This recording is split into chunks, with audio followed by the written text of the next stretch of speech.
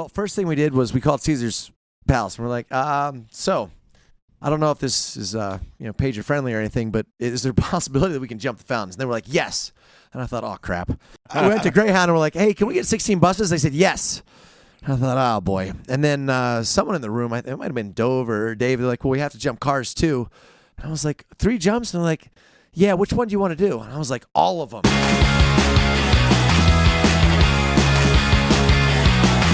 This all came together so quick, and right as they gave the go-ahead, they're like, we're going to do this.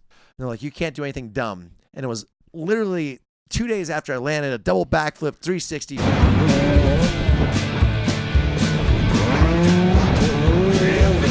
Action figures too, and I'm like, this is great.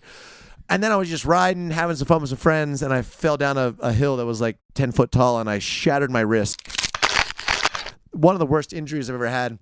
And while I'm supposed to be testing to make sure that it's okay before we announce it to the world on this 750V twin, I am in surgery. I get 2 operations over 3 months on this wrist. Like it's bad. The idea came out, probably August last year. But literally, this is fairly quick for a production of this size, history, live TV, all this stuff. And I had a broken wrist. So they're like, okay, we need your official yes or no. And I was like, yeah, I jumped cars. I could jump anything.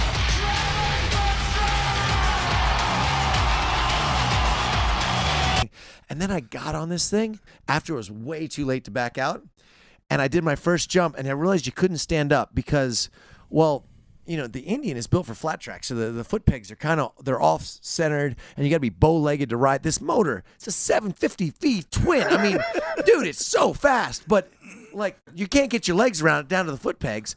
And it's made for sitting. That's why I guess Evel was always sitting down on his jumps. And so I hit the first jump sitting down at about 100 feet because that's what the guys thought a base jump should be, which I think was kind of silly. And I'm front end straight up and down. I'm sitting down on the bike. I'm like, this is what Evel felt like.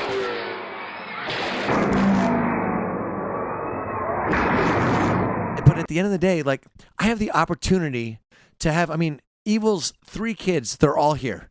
Really? In Vegas. And to Robbie Knievel, like, coming out, like, that's pretty cool for me. Everyone's coming out and everyone's super stoked on this. And, for me, it's the biggest thing is this is a tribute, man. This isn't about me. This isn't about breaking records. We're going to push everything as far as we can.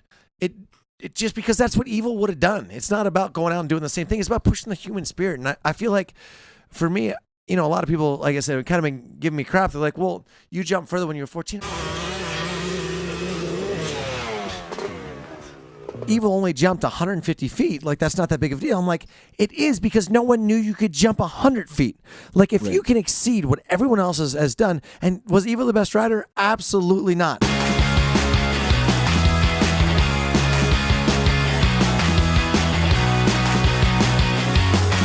I don't mean that with any disrespect. He was a salesman, he was a showman, and he was a man of his word. Even when he went to Wembley, he went over to Europe, and he goes, oh, hey, the buses are longer than I expected over here. But he's a man of his word. That's kind of what my dad always held me to. There's a lot of things that Evel did that, maybe weren't the greatest.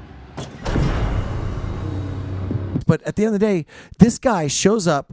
He goes, hey, look, I'm going to crash. It's going to be really bad. I'm going to hit this jump probably around 70 miles an hour, and that's as fast as this bike will go. And I'm not going to make it because I got to hit 78 to clear the gap. But you know what? You guys bought a ticket. You all showed up. Thank you.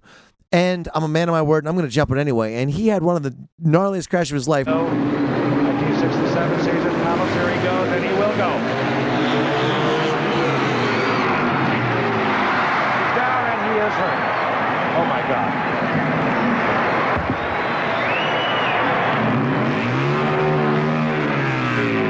Broke almost every bone in his body, stands up, bones crunching out of his skin, and waves before he gets in the ambulance and heads out. And this is a man that says you're not a failure until you fail to get back up.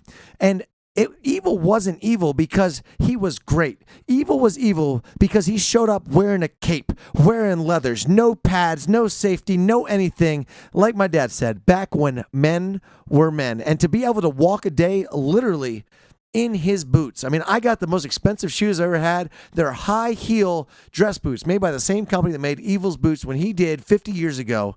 The Caesar's Palace Fountain, which is the most infamous and iconic jump. And everyone goes, oh, how can you take such risk? I was like, dude, the chance to jump Caesar's Fountain, to jump 16 Greyhound buses, 52 cars, all on the same day, live on the History Channel, when you're going to bring my dad's generation along with our Willie Scooter generation.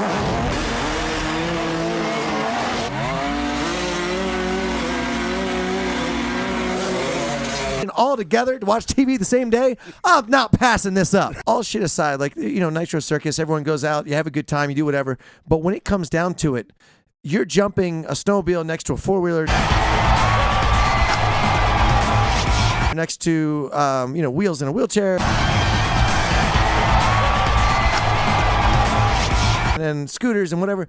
Anyone messes up, not just metaphorically, it's a life and death situation. You have trust, and you put in the time, you know what you can handle, and you take that on, and your buddies have that bond that you don't have in ordinary life. So to do this, on Sunday, I've got a whole team. All the guys at Nitro, they're putting on, the production team knows that if this bike, it's 112 degrees outside, I can pass out, I just stop. If the bike passes out, at a certain temperature, it starts losing horsepower. I need every bit I can get. So if they hold me an extra 3 minutes for a commercial break or anything, they're actually risking my life, and they know that, and they won't, because even though it's a live event, the guys running the cameras are guys that understand action sport. They understand what needs to happen, and they're going to make it happen. I got faith in them.